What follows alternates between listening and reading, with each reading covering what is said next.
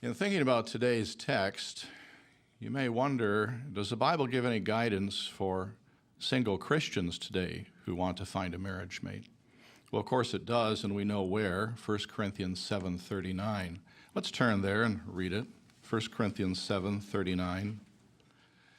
It says, "A wife is bound as long as her husband is alive, but if her husband should fall asleep in death, she is free to be married to whomever she wants, only in the Lord." Now, this is not merely personal advice from a human. The Apostle Paul wrote it under inspiration, so this counsel comes from God. And the faithful and discreet slave has been very clear as to what marrying only in the Lord means. For example, the article "Find Joy in Your Marriage" in a 2008 issue of the Watchtower said, "Plainly, a servant of God should choose as a marriage mate one who is in the Lord, a dedicated, baptized fellow worshiper." And we commend all of you, single or married, for having shown and showing respect for the divine command to marry only in the Lord. And it is just that, a command. It is not a suggestion or just an option for those who wish to marry. Now, perhaps you've heard others say that, well, maybe this is just a carryover from the Mosaic Law, that it's obsolete for modern-day servants of God. Actually, the precedent for such marriages was established long before a law was given to God's people.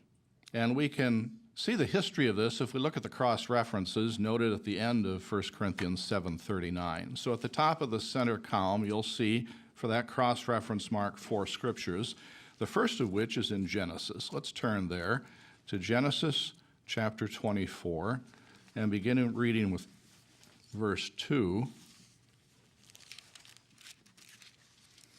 It says, "Abraham said to his servant, the oldest one of his household, who was managing all he had, 'Please put your hand under my thigh, and I will make you swear by Jehovah, the God of the heavens and the God of the earth, that you will not take a wife for my son from the daughters of the Canaanites, among whom I am dwelling. You must go instead to my country and to my relatives, and take a wife for my son, for Isaac.'" So when it came time for Abraham to find a wife for his beloved son Isaac, Abraham wanted to safeguard his family from the influence of false religion that was so prevalent in Canaan. He wanted to see to it that Isaac married someone who had the same faith in Jehovah.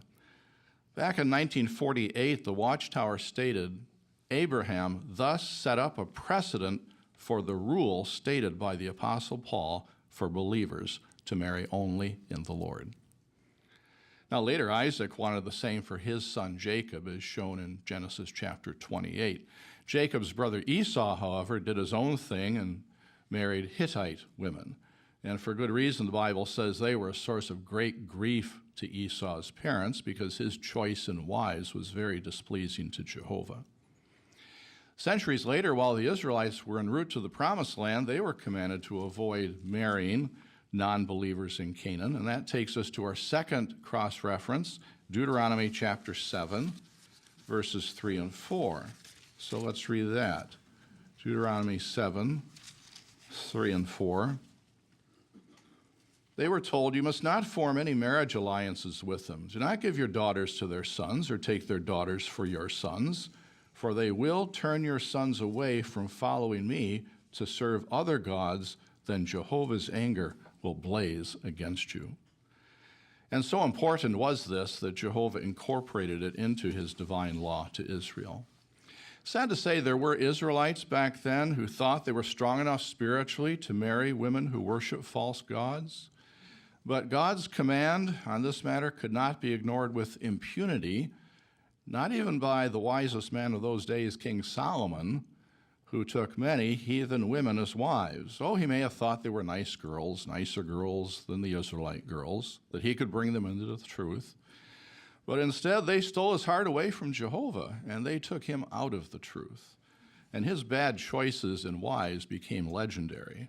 That brings us to our third cross-reference. It's in Nehemiah chapter 13, verses 26 and 27. Nehemiah 13.